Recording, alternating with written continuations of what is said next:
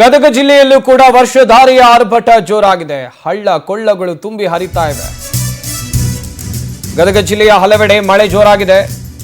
ತುಂಬಿದೆ ಹಳ್ಳ ಕೊಳ್ಳಗಳು, ತುಂಬಿ ಹರಿತಾ ಇವೆ. ಜಕ್ಕಲಿ ಗ್ರಾಮದ ಅಗಸರಹಳ್ಳಿ ಹಳ್ಳ.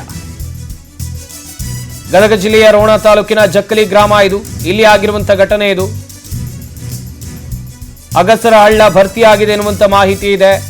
ಗದಗ ಜಿಲ್ಲೆ ರೋಣ ತಾಲೂಕು ಜಕ್ಕಲಿ ಗ್ರಾಮ ಸೇತುವೆ ಮೇಲ್ಭಾಗದಲ್ಲೇ ನೀರು ಹರಿತಾ ಇದೆ. ಸಂಚಾರ ಬಂದ್ ಆಗ್ಬಿಟ್ಟಿದೆ. ರೈತರು, ವಾಹನ ಸವಾರರು, ಶಾಲಾ ವಿದ್ಯಾರ್ಥಿಗಳು ಪರದಾಡುವ ಪರಿಸ್ಥಿತಿ ಬಂದಿದೆ. ನಿನ್ನೆ ರಾತ್ರಿಯಿಂದ ಈವರೆಗೆ ರಸ್ತೆ ಸಂಪರ್ಕ ಕಡಿತ ಆಗಿದೆ.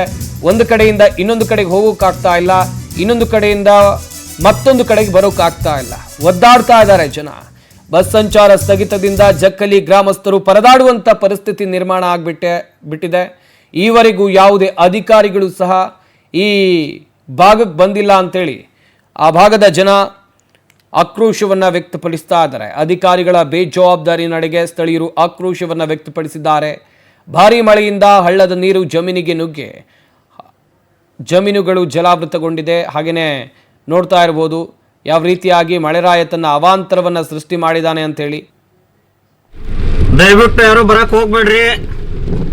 ಮೂರ್ ಹಾಳಲ್ಲ, ರೋಣದ ದಾರಿಗೆ ಯಾರು ದಯವಿಟ್ಟು ಬರಕ್ ಹೋಗ್ಬೇಡ್ರಪ್ಪ. ನೋಡ್ರಿ ಫುಲ್ ಹಾಳು ತುಂಬೈತಿ. ದಯವಿಟ್ಟು ಯಾರು ಬರಕ್ ಹೋಗ್ಬೇಡ್ರಿ.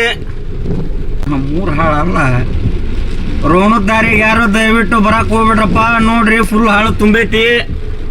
ದಯವಿಟ್ಟು ಯಾರು ಬರಕ್ ಹೋಗ್ಬೇಡ್ರಿ. ಮೂರ್ ಹಾಳಲ್ಲ, ರೋಣದ ದಾರಿಗೆ ಯಾರು ದಯವಿಟ್ಟು ಬರಕ್ ಹೋಗ್ಬೇಡ್ರಪ್ಪ.